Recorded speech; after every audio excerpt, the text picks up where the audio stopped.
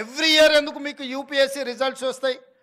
IAS, IPS, IFS, IRS ఏవైతే civil servants ఉద్యోగాలు ఉన్నాయో అన్ని ఖాళీలు ప్రతి సంవత్సరం క్రమ పద్ధతిలో తెప్పించి క్రోడీకరించి క్యాలెండర్ డేట్స్ ప్రకారం ఆటోమేటిక్గా పరీక్షలు నిర్వహించేటట్టు ఉద్యోగాలు ఇచ్చి ఒక సిస్టమ్ డెవలప్ అయింది యూపీఎస్సీ.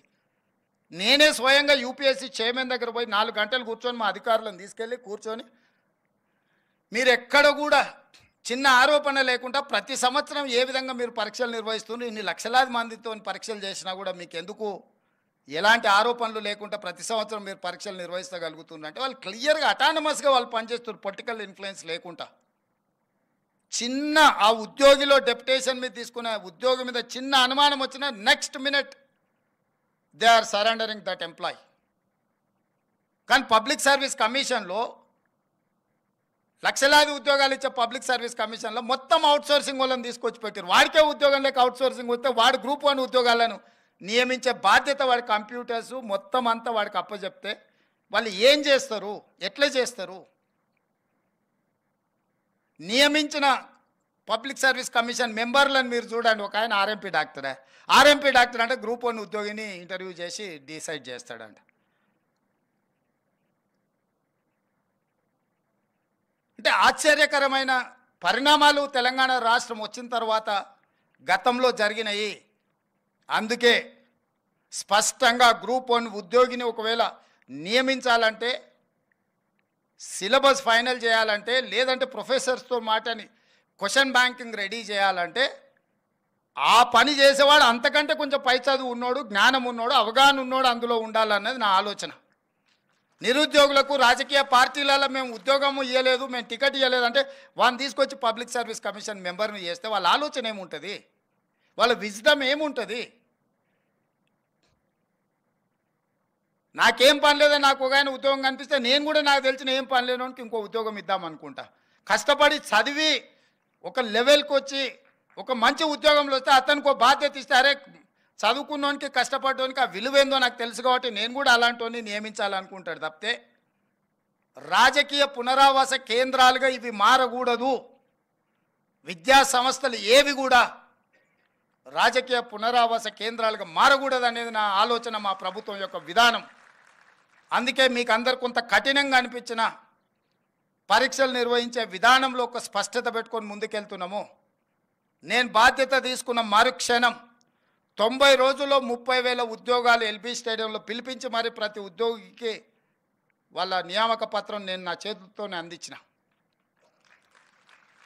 10 ఏళ్ళు వాళ్ళు కొట్లాడి ఆ 30,000 ఉద్యోగాలు కూడా కోర్టులో కేసులతోని చిక్కుముళ్ళతో ఉంటే వస్తానే ఆ కేసులను అన్నిటిని కూడా పరిష్కరించి మొదటి 90 రోజుల్లో 30,000 ప్రభుత్వ ఉద్యోగాలు ఇచ్చింది మా ప్రభుత్వము. మీకు ఆ మొత్తం డేటా నేను ఆన్లైన్లో పెట్టిస్తే ఎవరెవరికి మేము ఉద్యోగం ఇచ్చినామో లెక్కలు చెప్పడం అంటే నెంబర్ చెప్పడం కాదు. డిసెంబర్ 7, 2023 మేము ప్రభుత్వంలో ప్రమాణ స్వీకారం చేసిన తర్వాత మొదటి 90 రోజుల్లో ఇచ్చిన 30,000 ప్రభుత్వ ఉద్యోగాలకు సంబంధించి ఎవరెవరికి ఇచ్చినాం మేము ఆన్లైన్లో పెడుతున్నాం. మేము ఛాలెంజ్ చేస్తున్నాం. ప్రతి అన్ఎంప్లాయిడ్ యూత్కి పరీక్షలు రాసి సంవత్సరాల కొద్దీ ఎదురు చూస్తున్న వాళ్ళ కేసులను తొలగించి 30,000 మందికి ఉద్యోగాలు ఇచ్చినాం. ఇప్పుడు మిగతా ఉద్యోగాలు డిఎస్సి నోటిఫికేషన్ కావచ్చు, గ్రూప్ 1 కావచ్చు, గ్రూప్ 2 కావచ్చు, గ్రూప్ 3 కావచ్చు, ఈ ఇయర్ ఎండ్ లోపల వాళ్ళ అన్ని పరీక్షలు నిర్వహించి వాళ్ళ నియామకాలు పూర్తి చేయాలని ఒక ఆలోచనతోని మేము ముందుకు వెళ్తున్నాము. గందరగోళంగా చాలా సమస్యలు, ఆర్థిక భారంతో కూడుకున్న సమస్యలు మా మీద ఉన్నాయి. అయినా కష్టపడి ఒకటొకటి పరిష్కరించుకుంటూ ఎందుకు మిమ్మల్ని అందరినీ కలుస్తున్నామంటే మీలాంటి స్టేక్ హోల్డర్స్కి ప్రభుత్వం మీద విశ్వాసం కోల్పోతే సమాజానికి తీరని నష్టం చేస్తుంది.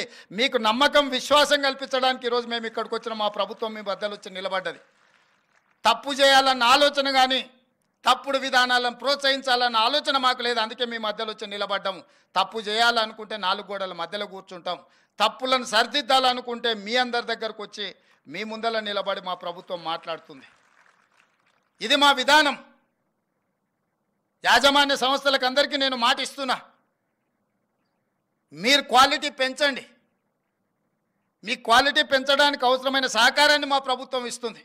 మీ ఇంజనీరింగ్ కాలేజీలు జేఎన్టీయూ అఫిలియేటెడ్గా ఉన్న ఇంజనీరింగ్ కాలేజీల యజమానులకు నేను చెప్తున్నా, నిరుద్యోగులను ఉత్పత్తి చేసే కర్మాగారాలుగా మీ ఇంజనీరింగ్ కాలేజీలు మారకూడదు. మీరు ఉద్యోగ ఉపాధి అవకాశాలు మీ క్యాంపస్ నుంచి బయటకు వచ్చిందంటే వాడు ఒక ప్రయోజకుడు ఈ సమాజ నిర్మాణంలో భాగస్వాములను తయారు చేసి బయటికి పంపించే విధంగా మీరు ప్రయత్నం చేయండి. మీకు అవసరమైన సహకారాన్ని ఇచ్చే బాధ్యత మా ప్రభుత్వం తీసుకుంటుంది అని చెప్పి మీకు అందరికీ చెప్పదలుచుకున్న. స్కిల్ లేకుంటే సర్టిఫికెట్ ఉంటే ఉద్యోగం రాదు.